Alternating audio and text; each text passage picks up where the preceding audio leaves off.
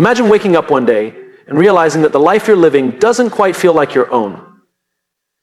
You're doing the things you're supposed to do. You're keeping the peace, meeting expectations, putting on the right face, but deep down there's a voice, quiet, persistent, asking, is this really who I am? There are things in life we can afford to lose. Comfort, convenience, even a few opportunities along the way. But there are certain things you should never sacrifice, no matter what the cost. Not for love, not for success, not for anyone's approval, because once these things are gone, it's hard, sometimes impossible to get them back. The first thing you should never sacrifice is your values. They are your compass. Your values are what guide you when no one's watching. When you trade them for validation or short-term gain, you may win in the moment, but you lose direction. You start drifting, and before long you don't recognize the person in the mirror. The world doesn't need a version of you that fits in. It needs the version of you that stands for something. Next, never sacrifice your boundaries. Boundaries are not walls, they're doors. They let the right people in and keep the wrong energy out. When you abandon your boundaries to avoid conflict or to please others, you're slowly teaching yourself that your needs don't matter, but they do. Your time, your peace, your energy, they're precious, and it's not selfish to protect them, it's wise. The third is your growth. Comfort is seductive, but it comes at a cost. When you stop growing, you stop living. You stop evolving into who you were meant to become. Growth is uncomfortable. Yes, it requires risk, vulnerability, change. But everything beautiful, every breakthrough, every step closer to purpose lies on the other side of discomfort. Never settle for staying small just because it's familiar. And finally, never sacrifice your joy, not for perfection, not for image, not for the illusion of control. We've been taught to chase the version of life that looks good from the outside, but joy, real joy, doesn't come from how things look, it comes from how they feel. Choose the kind of life that may not impress everyone, but fills you up from the inside out. At the end of the day, life is too short to live someone else's story. The people who truly love you won't ask you to shrink, dim, or bend until you break. They will honor your values, respect your boundaries, celebrate your growth, and protect your joy. Your values are the invisible threads that hold your life together. They shape your decisions, influence your relationships, and form the foundation of your character. When everything else is uncertain, your job, your relationships, even your confidence, your values are what you can return to. They are your inner compass, quietly guiding you toward what feels right, what feels meaningful, what feels true. But here's the hard part. In today's world, it's easy to sacrifice your values without even realizing it. We live in a culture that rewards performance over integrity, popularity over purpose, appearance over authenticity. It's tempting to bend your principles just a little, to get the job, to please the partner, to keep the peace. You tell yourself it's just this once, just this little thing. But every time you compromise a value, even slightly, you chip away at the core of who you are. Over time, those small sacrifices become a habit. And one day you wake up and wonder why you feel disconnected from your own life. The truth is, when you give up your values for temporary validation, you never truly win. Sure, you may gain approval, you might get the role, the applause, or the relationship, but the cost is steep, because now instead of being loved or respected for who you are, you're being rewarded for who you pretended to be. And that's a fragile, exhausting way to live. You become trapped in a version of yourself that was never meant to last. Living by your values doesn't mean you'll always take the easiest path. In fact, it often means choosing the harder road. It means saying no when everyone expects a yes. It means standing up when it would be easier to stay silent. It means risking being misunderstood, overlooked, or even rejected. But here's what it also means. It means you'll sleep at night knowing you stayed true. It means your confidence isn't borrowed from someone else's opinion. It's rooted in who you are. Living your values brings clarity. It makes decision-making easier, not harder. When you know what you stand for, you also know what you won't stand for. You stop second-guessing every move because you have a foundation to return to. You stop tolerating environments that don't align with who you are. You stop letting people treat you in ways that betray your worth. And here's the most beautiful part. When you live your truth, you attract people who recognize it. You begin to build a life filled with relationships and opportunities that match your integrity. These are the connections that last. These are the people who see the real you and say, that's enough. That's who I want around. Not because you're perfect, but because you're honest, because you're grounded, because you have something real to offer.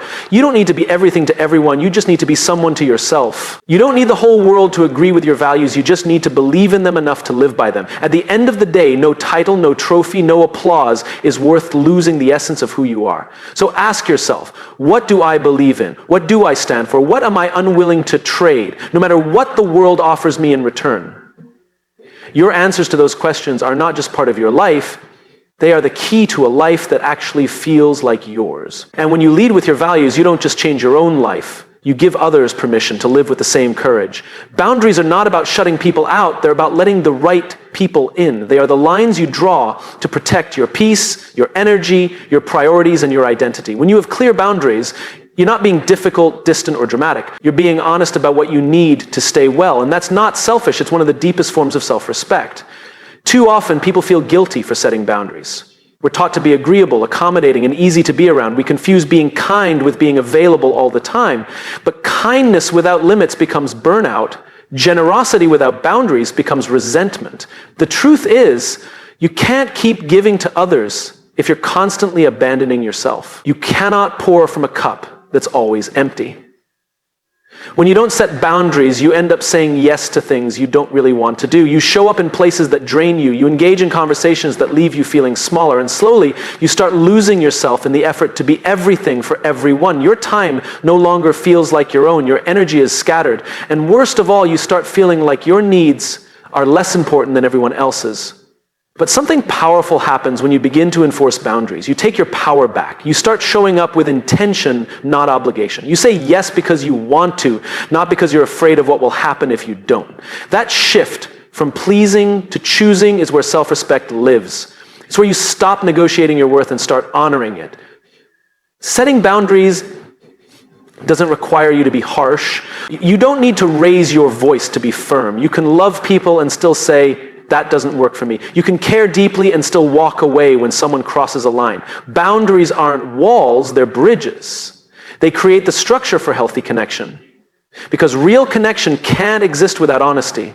And honesty means letting others know what's okay with you and what's not. When you communicate your limits clearly, you teach people how to treat you. You show them what respect looks like. And those who value you will adjust. They may not like it at first, especially if they benefited from your lack of boundaries, but the right people won't walk away when you start valuing yourself. They'll rise to meet you there. On the other hand, when someone repeatedly disregards your boundaries, believe them. That's not love. That's not respect. That's control. And it's not your job to convince someone to care. It's your job to care for yourself enough to walk away when the environment is no longer safe for your growth. Boundaries also give you clarity. When you're not overcommitted or overstimulated, you have space to think, to feel, to rest, to create. You begin to build a life that feels intentional, not reactive. A life where your time reflects your values, where your calendar matches your priorities, and where your relationships are built on mutual respect, not obligation or guilt. Respecting yourself enough to set boundaries is one of the most transformative things you can do. It shifts your relationships. It shifts your mindset. It shifts your sense of self-worth. Because every time you say, I matter too, you reinforce the truth that you are not here to be everything for everyone. You are here to be yourself fully, unapologetically, and with a deep understanding that protecting your peace is not a luxury. It's a necessity. Growth isn't just something we do when we have time. It's not a luxury or an optional pursuit reserved for certain seasons of life. Growth is necessary. It's the process of becoming, not perfect, but whole. It's how we evolve, how we stretch, how we uncover our potential and step into who we're truly meant to be. And when we treat growth as optional, we risk staying stuck in places we've outgrown, surrounded by people and patterns that no longer serve us. The truth is, growth often begins in discomfort. It starts with the realization, this isn't enough, I want more. I was made for more. That can be terrifying because growth demands that we change, and change threatens what feels safe. But safety and fulfillment don't always live in the same space. In fact, many times, staying comfortable comes at the cost of becoming fully alive. We all reach points where life invites us to level up, to shed outdated beliefs, let go of what's familiar, and move into a new version of ourselves. And when we ignore those invitations, when we resist that pull, we don't just pause our progress, we slowly disconnect from purpose. We start repeating the same days, the same mistakes, the same thoughts, hoping for a different result. That's not peace. That's stagnation. Growth is not about hustle or constant self-improvement for the sake of achievement. It's deeper than that. It's about alignment. It's about peeling back the layers that don't belong to us, the expectations, the roles, the masks, and returning to who we really are. Sometimes growth looks like learning something new, building a skill, or chasing a dream. Other times it looks like healing, like letting go, like setting boundaries or speaking up for the first time. And yes, growth is uncomfortable. It requires effort. It takes time. But what's the alternative? Settling? Shrinking? Pretending you're okay with less than you deserve? Growth may cost you familiarity, but staying stagnant will cost you far more. Your joy, your confidence, your purpose. The pain of growth is temporary, but the regret of not growing can last a lifetime. There will always be reasons to delay it. You're too busy, too tired, the timing isn't right. But if you're waiting for the perfect moment to grow, you'll be waiting forever. Growth doesn't wait for convenience. It shows up disguised as challenges, changes, even failures. And those are the moments where we decide, will I rise or will I retreat? Choosing to grow doesn't mean you're unhappy with who you are. It means you believe in who you can become. It means you see your potential as something worth fighting for. That doesn't make you ungrateful. It makes you brave. And it makes your life a reflection of your courage instead of your fears. People may not always understand your growth. As you evolve, some relationships will shift. Some environments will no longer fit. That's okay. Not everyone is meant to walk every step of your journey, but you owe it to yourself to keep going, to keep becoming, to keep reaching for the version of you that feels honest, whole, and aligned. Growth should never be optional because your purpose is not optional. Your calling is not optional. The life you were meant to live, the one filled with meaning, impact, and peace, only becomes possible when you choose to grow into it. So don't wait. Don't apologize, and don't let fear convince you to play small. You weren't made to stay the same. You were made to evolve. You were made to rise. We live in a world where image is everything, where likes, filters, and carefully crafted captions often carry more weight than real emotions, real connection, and real fulfillment. It's easy to fall into the trap of chasing appearances, building a life that looks good on the outside while quietly falling apart on the inside. But no matter how perfect your life might seem to others, if it costs you your joy, it's not worth it. Joy is not loud. It doesn't need an audience. It's found in the small, honest, beautiful moments, the kind that rarely make it to a highlight reel. It's the laughter that sneaks up on you when you're not trying to impress anyone. It's the peace you feel when you're alone, but not lonely. It's the sense of alignment when your actions match your values and your life feels like it's truly yours. When you sacrifice joy for image, you trade something real for something fragile. Because image is only as strong as the approval of the people watching. It constantly shifts. What's right today might be forgotten tomorrow. When you base your choices on how they'll be perceived rather than how they make you feel, you end up living for an audience that's never fully satisfied. You end up performing instead of living, and that performance is exhausting. True joy doesn't require validation. It comes from living in a way that's honest, meaningful, and aligned with who you are. It shows up when you say no to things that drain you, even when others don't understand. It grows when you stop chasing someone else's version of success and define what it means for yourself. Joy is not a product of perfection. It's a result of presence. You don't find it by curating the perfect life. You find it by living the honest one. But we're taught early on to care about how things look. We're rewarded for fitting in, for achieving what others can see, for being admired. And sometimes we become so good at appearing okay that we forget to check if we actually are. We tell ourselves that we should be happy because things look good from the outside. But deep down, there's a disconnect. Because no amount of outside success can fill an inner void. That's why choosing joy requires courage. It means redefining what matters. It means asking yourself hard questions. Am I living this way because it feels right or because it looks right? Am I doing this for me or to prove something to someone else? When you start answering those questions honestly, things change. You might walk away from things that once felt important. You might let go of roles that earn you praise but cost you peace. You might disappoint others, but you'll stop disappointing yourself. When you choose joy over image, you start building a life that doesn't just look good, but feels good. A life where you're not constantly performing, but genuinely participating. A life where your happiness isn't dependent on how it's perceived, but on how it's lived. And that kind of life might not get a standing ovation, but it will give you something far more valuable. Freedom, Freedom to be messy, to be human, to be enough without needing to prove it, because joy doesn't come from being impressive, it comes from being real. And when you finally stop chasing image, you'll realize joy was never far away. It was just waiting for you to come home to yourself. There is a quiet kind of pain that comes from constantly making yourself smaller so others can feel more comfortable. It doesn't happen all at once. It begins with little compromises, laughing off things that hurt, silencing your voice in conversations that matter, pretending to be less passionate, less driven, less you. You convince yourself it's harmless, that it keeps the peace, that maybe being fully seen is too much to ask for. But over time, that shrinking starts to wear on you. And one day, you realize you've become a version of yourself that fits someone else's comfort, not your truth. The right people won't ask you to do that. They won't be intimidated by your strength or your ambition. They won't ask you to dim your light so theirs can shine. The right people see your fullness and say, more of that, please. Because when someone truly values you, they don't want a watered-down version. They want your whole self. Your ideas, your fire, your joy, your boundaries. Too often we fall into the trap of thinking we have to earn love by becoming more agreeable, more passive, more palatable. But love, real love, doesn't require performance. It doesn't thrive in spaces where we have to suppress who we are to be accepted. The right relationships are ones where you feel safe being loud and quiet, strong and soft, certain and still growing. You're not punished for being human, you're embraced for it. There's a difference between growing and shrinking. Growth challenges you to evolve for the sake of your own becoming.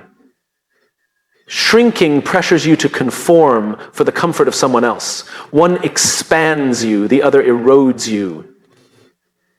And the people you surround yourself with will either support your growth or make you question it. If someone makes you feel like your dreams are too big, your feelings are too much, or your standards are too high, it's not a reflection of your flaws. It's a reflection of their limitations. The right people won't be threatened by your greatness. They'll stand beside it, they'll cheer for it, and they'll hold space for you to keep becoming without guilt or shame. That doesn't mean relationships are always easy. Even the healthiest connections will require communication, effort, and compromise. But there's a difference between growing together and one person consistently shrinking to maintain the connection. Relationships should never feel like cages. They should feel like spaces that allow both people to stand tall, to take up space, to thrive in their own way. When you find the people who let you be you, you feel it immediately. There's a deep exhale that happens when you realize you don't have to perform anymore. You don't have to overthink every word, every choice, every part of yourself. You can show up fully, flaws, fire, and all, and know that you are still worthy of love and respect. And sometimes finding the right people means walking away from the wrong ones. That's hard. But holding on to relationships that ask you to shrink is even harder because they slowly strip you of your identity. You weren't made to fit in someone else's mold. You were made to stand in your truth. You don't need everyone to understand your journey. You just need a few people who will walk beside you while you live it. People who remind you that your voice matters, that your presence is powerful, that your fullness is not only welcome, it's necessary. The right people won't ask you to shrink, they'll ask you to rise, and they'll rise with you. She builds in silence and lets her results make the noise. She's not interested in putting on a show. While others post, perform, and project, she's doing the quiet work most people avoid. There's no need for her to announce every step, every plan, every goal. She's not chasing attention, she's chasing alignment. She understands that greatness is built behind the scenes, not in front of an audience. She knows that silence isn't empty, it's full of focus, full of strategy, full of growth. That's where she's most dangerous, not in the spotlight, but in the stillness. That's where she designs her vision, disciplines her habits, and refines her thinking. Most people don't see the early mornings, the late nights, the sacrifices. They don't see the books she reads, the boundaries she holds, or the tears she sheds in private. They see the outcome and call it luck. But she knows it wasn't luck. It was labor. Quiet, consistent, often unnoticed labor. She's not avoiding the spotlight, she just knows that chasing it too soon can cost you your foundation. She's busy laying bricks, not broadcasting blueprints, because when the time comes, her work will speak for itself. Her results will be undeniable, her growth will be obvious. And the noise? It will come not from her voice, but from her victory.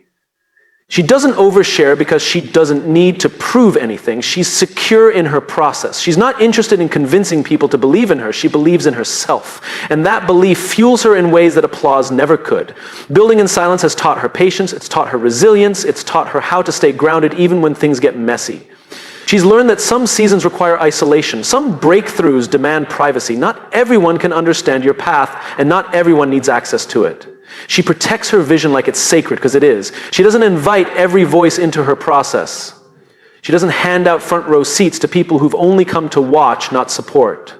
She moves with discernment. She shares with intention. She speaks when it matters. And because of that, she's built something real, something lasting, not just success, but substance. Not just wins, but wisdom. She's not interested in flash. She's committed to foundation. The world is noisy, loud with opinions, crowded with competition, but she rises above it all, not by shouting louder, but by staying focused. Her quiet consistency becomes her loudest statement. She doesn't have to talk about how hard she works. You'll see it in the way she walks, and the life she lives, and the energy she brings. And when the results come, and they always do, she doesn't say, "I told you so." She simply smiles, knowing that silence was never weakness. It was strategy. It was discipline. It was power under control.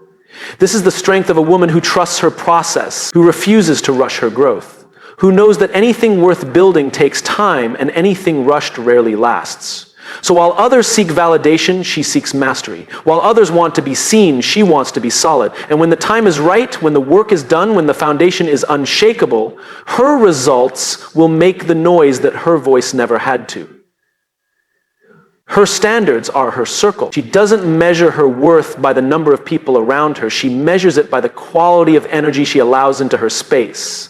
She's learned that who you keep close is a direct reflection of what you tolerate, what you believe you deserve, and what you're willing to accept. So now she chooses carefully. She doesn't beg for company. She doesn't adjust her values to fit in. She doesn't bend her boundaries just to keep the peace. She's not afraid of being the only one at her table, because if the only other option is compromising her standards, she'll sit alone with peace, with purpose, with self-respect. You see, she used to try to make everyone comfortable. She would shrink to make others feel bigger. She would silence herself to avoid conflict. But that version of her didn't know the power of self-worth. That version of her was hungry for belonging at any cost. Now, she knows better. She knows that her standards are not too high.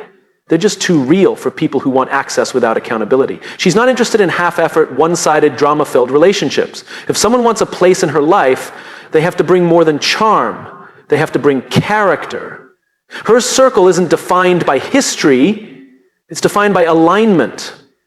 Just because someone's been around doesn't mean they get to stay. She understands that loyalty without growth isn't loyalty, it's stagnation.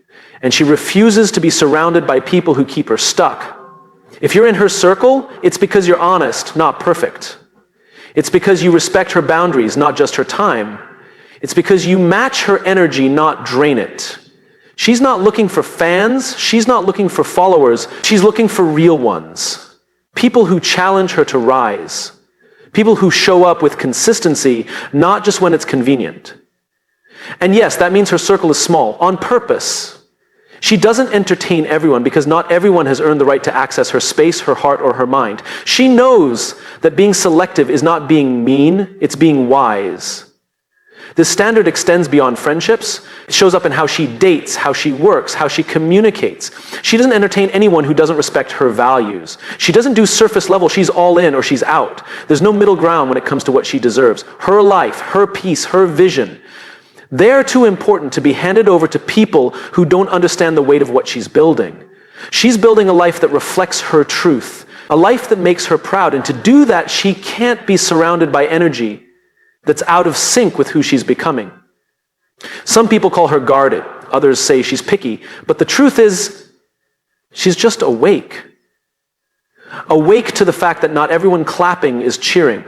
That not everyone showing up is staying. That not everyone smiling is sincere. So she watches, she listens, she moves with discernment. She's kind, but she's not naive. She's open, but not exposed. She's welcoming, but not available to just anyone. Because her standards are her circle. And if you don't honor her values, you don't earn her presence. Simple as that. This is a woman who doesn't just protect her peace, she curates her environment. She surrounds herself with what reflects her purpose, fuels her growth, and honors her soul. Not everyone will understand that, and she's perfectly okay with that. She chooses focus over fitting in, not because she's antisocial, not because she thinks she's better than anyone else, but because she's finally realized that her future is far more important than someone else's comfort.